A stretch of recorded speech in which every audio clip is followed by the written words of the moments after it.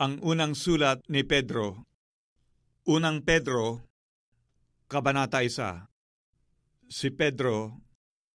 na apostol ni Hesukristo sa mga hinirang na nangingibang bayan na nasa pangangalat sa Ponto, Galacia, Kapadosia, Asia at Bitinya, ayon sa paunang kaalaman ng Diyos Ama sa pagpabanal ng Espiritu upang magsitalima at mga wisikan ng dugo ni Hesukristo. Biyaya at kapayapaan nawa ang sa inyo'y sumagana. Purihin nawa ang Diyos at Ama ng ating Panginoong Hesukristo, na ayon sa kanyang malaking awa ay ipinanganak na muli tayo sa isang buhay na pag-asa sa pamamagitan ng pagkabuhay na maguli ni Hesukristo sa mga patay. Sa isang manang di nasisira at walang dungis at hindi kumukupas, na inilaan sa langit para sa inyo, na sa kapangyarihan ng Diyos ay iniingatan sa pamamagitan ng pananampalataya sa ikaliligtas na nahanda upang ihayag sa huling panahon, na ito ang inyong totoong ikinagagalak, bagamat ngayoy sa sandaling panahon, kung kailangan, ay pinalumbay kayo sa mulit-muling pagsubok upang ang pagsubok sa inyong pananampalataya na lalong mahalaga kaysa ginto na nasisira bagamat ito'y sinusubok sa pamamagitan ng apoy, ay masumpungan sa ikapupuri at ikaluluwalhati at ikararangal sa pagpapakahayag ni Hesukristo, na hindi ninyo nakita ay inyong iniibig, na bagamat ngayon ay hindi ninyo siya nakikita, gayon may inyong sinasampalatayanan na kayo'y nangagagalak na totoo, na may galak na di masayod at puspos ng kaluwalhatian, na inyong tinatanggap ang layunin ng inyong pananampalataya, ang pagkaligtas ng inyong mga kaluluwa. Tungkol sa pagkaligtas na ito ay nagsikap at nagsiyasat na maigi ang mga propeta, na nangagsihula tungkol sa biyayang dadating sa inyo, na sinisiyasat ang kahulugan kung ano at kailang panahon itinuro ng Espiritu ni Kristo na sumasa kanila, ng patotohanan ng una ang mga pagbabata ni Kristo at ng mga kaluwalhatiang hahalili sa mga ito, na ipinahayag sa kanila na hindi sa ganang kanilang sarili, kundi sa ganang inyo, pinangasiwaan nila ang mga bagay na ito, na ngayoy ibinalita sa inyo sa pamamagitan ng mga nagsipangaral sa inyo ng Ebanghelyo, sa pamamagitan ng Espiritu Santo na sinugo mula sa langit, na ang mga bagay na ito'y ninanasang mamasdan ng mga anghel. Kaya't inyong bigkisan ang mga baywang ng inyong pag-iisip, na maging mapagpigil kayo at inyong ilagak na lubos ang inyong pag-asa sa biyayang dadalhin sa inyo sa pagkahayag ni Hesukristo, na gaya ng mga anak na matalimahin, na huwag kayong mga ngasal na ayon sa inyong dating mga masasamang pita, nang kayo'y nasa kawalang kaalaman. Ngunit yamang banal ang sa inyo'y tumawag, ay mangagpakabanal naman kayo sa lahat ng paraan ng pamumuhay, sapagkat nasusulat, kayo'y mangagpakabanal sapagkat ako'y banal. At kung inyong tinatawagan na Ama, siyang walang itinatangging tao, na humahatol ayon sa gawa ng bawat isa, ay gugugulin ninyo sa takot ang panahon ng inyong pangingibambayan, na inyong nalalamang kayo'y tinubos hindi ng mga bagay na nangasisira, ng pilak o ginto, mula sa inyong walang kabuluhang paraan ng pamumuhay,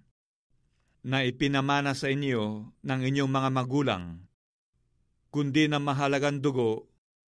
gaya ng sa korderong walang kapintasan at walang dungis, sa makatwid bagay ang dugo ni Kristo, na nakilala nga ng una bago itatag ang sanglibutan. Ngunit inihayag sa mga huling panahon dahil sa inyo, na sa pamamagitan niya ay nananampalataya kayo sa Diyos, na sa Kanya'y bumuhay na maguli sa mga patay, at sa Kanya'y nagbigay ng kaluwalhatian, upang ang inyong pananampalataya at pag-asa ay mapasa Diyos. Yamang nilinis ninyo ang mga kaluluwa sa inyong pagtalima sa katotohanan, sa pag-ibig na hindi pakunwari sa mga kapatid, ay mga ibigan kayo ng buong ningas ng inyong puso sa isa't isa. Yamang ipinanganak kayong muli, hindi sa binhing nasisira, kundi sa walang kasiraan, sa pamamagitan ng salita ng Diyos na nabubuhay at namamalagi, sapagkat ang lahat ng laman ay gaya ng damo, at ang lahat ng kanyang karangalan ay gaya ng bulaklak ng damo. Ang damo'y natutuyo, at ang bulaklak ay nalalanta. Datapwat ang salita ng Panginoon ay namamalagi magpakailanman. At ito ang salita ng mabubuting balita na ipinangaral sa inyo. Unang Pedro, Kabanata 2. Kaya't sa paghihiwalay ng lahat na kasamaan, at lahat ng pagdaraya, at pagpapaimbabaw, at mga pananaghili, at ng lahat ng panglalait, gaya ng mga sanggol na bagong panganak, ay nasain ninyo ang gatas na walang daya, na ukol sa Espiritu, upang sa pamamagitan nito'y magsilayo kayo sa ikaliligtas. Kung inyong napagkilala na ang Panginoon ay mapagbiyaya, na kayo'y magsilapit sa Kanya na isang batong buhay, na sa katotohanay itinakwil ng mga tao, datapwat sa Diyos ay hirang, mahalaga. Kayo rin naman, na gaya ng mga batong buhay, ay natatayong bahay na ukol sa Espiritu, upang maging pagkasaserdoteng banal, upang maghandog ng mga hain na ukol sa Espiritu, na nangakalulugod sa Diyos sa pamamagitan ni Jesucristo, sapagkat ito ang nilalaman ng kasulatan. Narito, aking inilalagay sa Sion ang isang batong panulok na pangulo, hirang mahalaga, at ang sumasampalataya sa Kanya ay hindi mapapahiya. Sa inyong ang nangananampalataya, siya'y mahalaga. Datapwat, sa hindi nangananampalataya, ang batong itinakwil ng nagsisipagtayo ng bahay, siyang naging pangulo sa panulok, at batong katitisuran, at bato na pangbuwal, sapagkat sila ay natitisod sa salita, palibhasay mga suwail, na dito rin naman sila itinalaga. Datapwat, kayo'y isang lahing hirang, isang makaharing pagkasaserdote, bansang banal, bayang pag-aaring sarili ng Diyos, upang inyong ipahayag ang mga karangalan niyaong tumawag sa inyo mula sa kadiliman, hanggang sa Kanyang kagilagilalas na kaliwanagan, na nang nakaraang panahon ay hindi bayan, datapwat ngayoy bayan ng Diyos, na hindi nagsipagkamit ng awa, datapwat ngayoy nagsipagkamit ng awa. Mga minamahal, ipinamamanhi ko sa inyong tulad sa mga nangingibang bayan at nagsisipaglakbay, na kayo'y magsipagpigil sa mga masamang pita ng laman, na nakikipaglaban sa kaluluwa, na kayo'y mangagkaroon ng timtimang ugali sa gitna ng mga hintil, upang sa mga bagay na ipinagsasalita nila laban sa inyong tulad sa nagsisigawa ng masama, dahil sa inyong mabubuting gawa na kanilang nakikita, ay purihin nila ang Diyos sa araw ng pagdalaw. kayo'y pasakop sa bawat palatuntunan ng tao alang-alang sa Panginoon, maging sa hari na kataas-taasan o sa mga gobernador na sinugo niya sa panghihiganti, sa nagsisigawa ng masama at sa kapurihan ng nagsisigawa ng mabuti, sapagkat siyang kalooban ng Diyos na dahil sa paggawa ng mabuti ay inyong mapatahimik ang kamangmangan ng mga taong palalo, na gaya ng kayo'y mga laya at ang inyong kalayaan ay hindi ginagamit na balabal ng kasamaan, kundi gaya ng mga alipin ng Diyos. Igalang ninyo ang lahat ng mga tao. Ibigin ninyo ang pagkakapatiran. Mga takot kayo sa Diyos. Igalang ninyo ang hari. Mga alila, kayo'y magsisuko na may buong takot sa inyong mga Panginoon, hindi lamang sa mabubuti at mahihinahon, kundi naman sa mababagsik, sapagkat ito'y kalugod-lugod, kung dahil sa budhing ukol sa Diyos ay magtiis ang sinuman ng mga kalumbayan na magbata ng di matuwid. Sapagkat anong kapurihan nga kung kayo'y mga kakasala at kayo'y tinatampal ay inyong tanggapin na may pagtitiis? Ngunit kung kayo'y gumagawa ng mabuti at kayo'y nagbabata, ay inyong tanggapin na may pagtitiis. Ito'y kalugod-lugod sa Diyos, sapagkat sa ganitong bagay kayo'y tinawag, sapagkat si Kristo man ay nagbata dahil sa inyo, na kayo'y iniwanan ng halimbawa upang kayo'y mangagsisunod sa mga hakbang niya, na siya hindi nagkasala o kinasumpungan man ng daya ang kanyang bibig, na nang siya'y alipustain ay hindi gumanti ng pag-alipusta, nang siya'y magbata ay hindi nagbala, kundi ipinagkatiwala ang kanyang sarili doon sa humahatol ng matuwid, na siya rin ang nagdala ng ating mga kasalanan sa kanyang katawan sa ibabaw ng kahoy, upang pagkamatay natin sa mga kasalanan, ay mga buhay tayo sa katuwiran, na dahil sa kanyang mga sugat ay nangagsigaling kayo,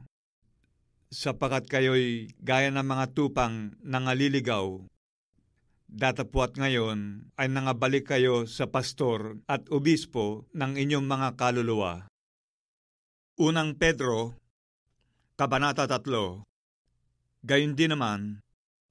kayong mga asawang babae, pasakop kayo sa inyong sariling asawa, upang, kung ang ilan ay hindi tumalima sa salita, ay mga hikayat ng walang salita sa pamamagitan ng ugali ng kani-kaniyang asawang babae, sa pagkamasid nila ng iyong ugaling mahinhin na may takot, na huwag sa labas ang kanilang paggayak na gaya ng pagpapahiyas ng buhok, at pagsusuot ng mga hiyas na ginto o pagbibihis ng maringal na damit,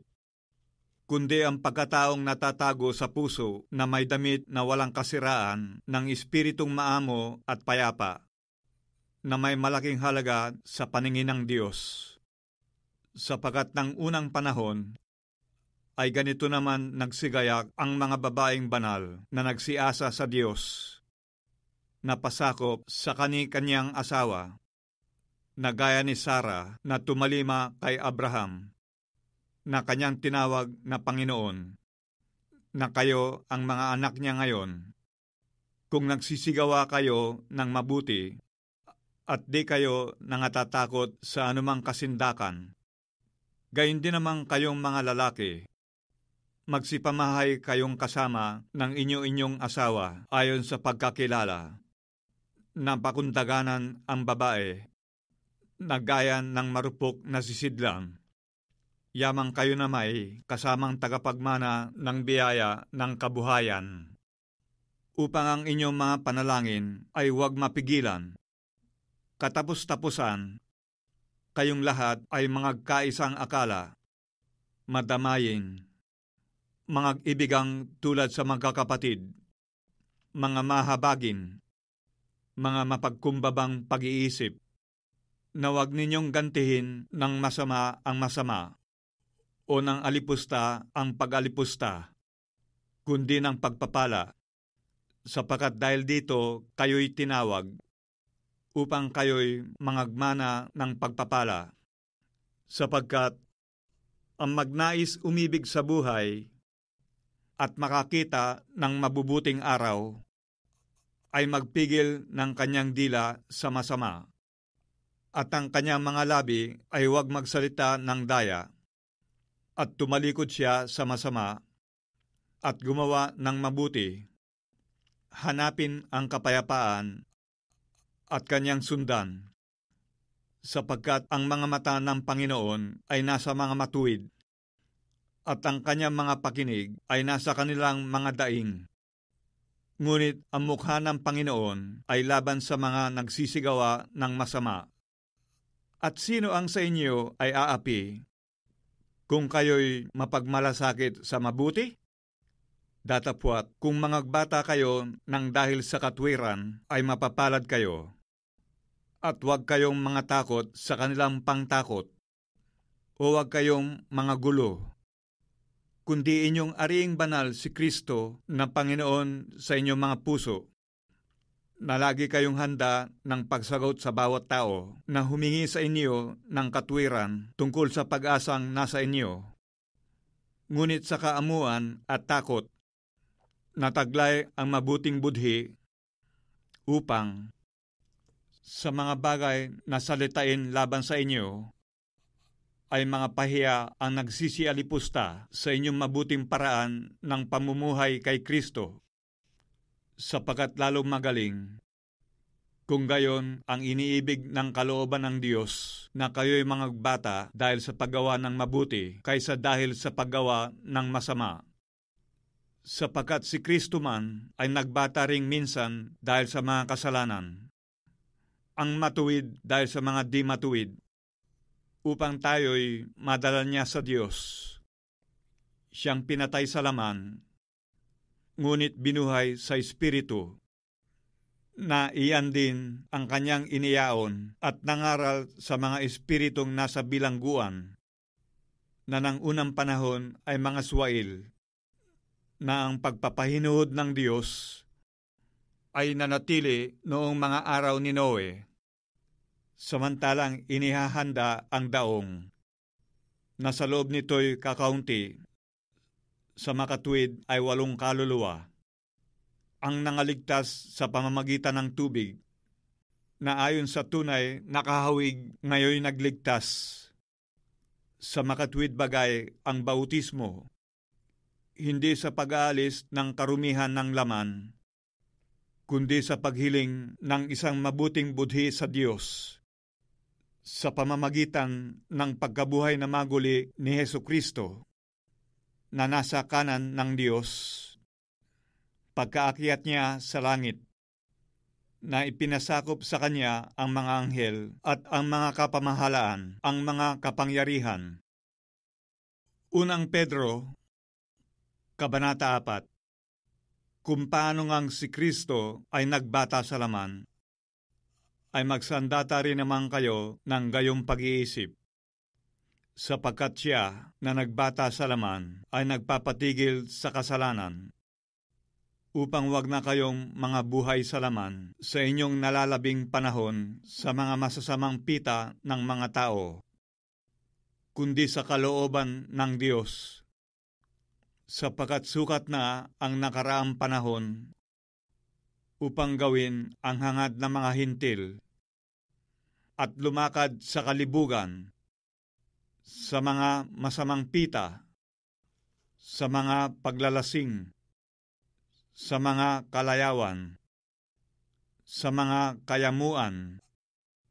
at sa kasuklam-suklam na pagsamba sa mga Diyos-Diyosan. Ikinahahanga nila ang bagay na ito na kayo'y hindi nakikitakbong kasama nila sa gayong pagpapakalabis ng kaguluhan, kung kaya't kayo'y pinagsasalitaan ng masama, na sila'y magbibigay sulit sa kanya na handang humukom sa mga buhay at sa mga patay. Sapagkat dahil dito'y ipinangaral maging sa mga patay ang ebanghelyo, upang sila, ayon sa mga tao sa laman, ay mga hatulan, datapwat mga buhay sa espiritu ayon sa Diyos. Ngunit ang wakas ng lahat ng mga bagay ay malapit na. Kayo nga'y mangagpakahinahon at mangagpuyat sa pananalangin, na una sa lahat ay maging maningas kayo sa inyong pag-iibigan, sapagkat ang pag-ibig ay nagtatakip ng karamihang kasalanan, na mangagpatuluyan kayo ng walang bulong-bulungan, na ayon sa kaloob na tinanggap ng bawat isa, ay ipaglingkod sa inyo rin, na gaya ng mabubuting katiwala ng masaganang biyaya ng Diyos, na kung ang sinumay nagsasalita ay gaya ng sa mga aral ng Diyos, kung ang sinuman ay nangangasiwa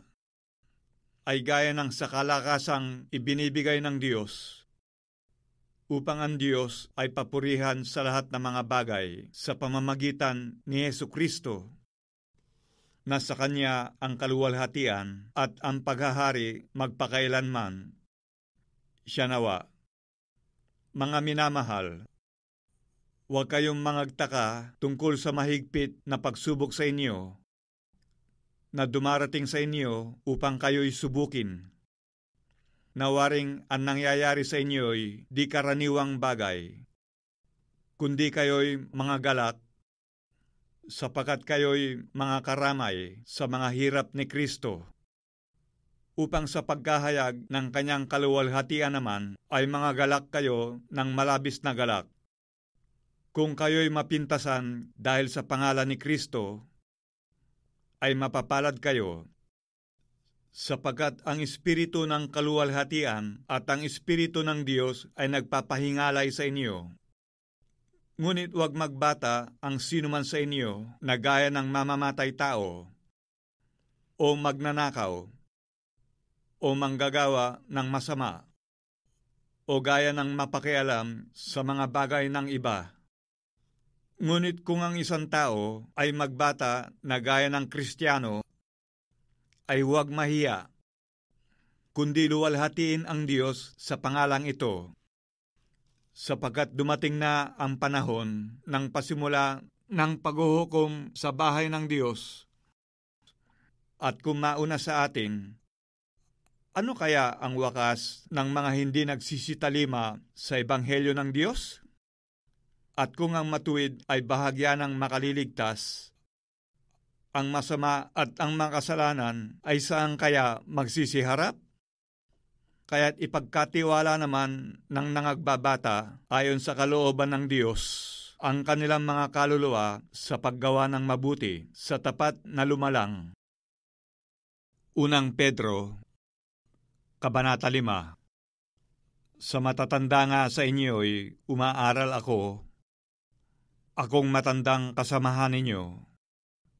at isang saksi na mga hirap ni Kristo, na may bahagi naman sa kaluwalhatiang ihahayag. Pangalagaan ninyo ang kawan ng Diyos na nasa inyo, na magsigamit kayo ng pagpupuno, na hindi sapilitan, kundi may kasayahan, na ayon sa kalooban ng Diyos, ni hindi dahil sa mahalay na pakinabangan, kundi sa handang pag-iisip, ni hindi din naman ang gaya ng kayo'y may pagkapanginoon sa pinangangasiwaang ipinagtatagubilin sa inyo, kundi kayo'y maging mga uliran ng kawan, at pagkahayag ng Pangulong Pastor ay magsisitanggap kayo ng di nasisirang putong ng kaluwalhatian. Gayon din naman, kayong mga kabataan ay magsisuko sa matatanda. Oo, kayong lahat ay mga bigkis ng kapakumbabaan na kayo-kayo'y maglingkuran. Sapagat ang Diyos ay sumasalangsang sa mga palalo, datapwat nagbibigay ng biyaya sa mga mapagpakumbaba, kaya't kayo'y mangagpakababa sa ilalim ng makapangyarihang kamay ng Diyos, upang kayo'y Kanyang itaas sa kapanahunan, na inyong ilagak sa Kanya ang lahat ng inyong kabalisahan, sapagat kayo'y ipinagmamalasakit niya. Kayo'y maging mapagpigil, kayo'y maging mapagpuyat, ang inyong kalaban na Diablo, na gaya ng leong umuungal, ay gumagala na humahanap ng masisila niya, na siya'y labanan ninyong matatag sa inyong pananampalataya, yaman inyong nalalaman na ang mga gayong hirap ay nagaganap sa inyong mga kapatid na nangasa sanglibutan. At ang Diyos ng buong biyaya na sa inyo'y tumawag sa Kanyang walang hanggang kaluwalhatian kay Kristo, pagkatapos na kayo'y makapagbatang sandaling panahon, ay siya rin ang magpapakasakdal, magpapatibay, at magpapalakas sa inyo. Sumasa Kanya nawa ang paghahari magpakailanman. Siya nawa, sa pamamagitan ni Silvano, na tapat nating kapatid, ayon sa aking palagay sa kanya, ay sinulatan ko kayo ng maiksi na aking iniaaral at sinasaksiyan na ito ang tunay na biyaya ng Diyos. Magsitibay kayo dito. Binabati kayo ng nasa Babylonia na kasamang hinirang, at ni Marcos na aking anak. Mangagbatian nga kayo ng halik ng pag-ibig. Kapayapaan nawa ang sumayinyong lahat na kay Kristo.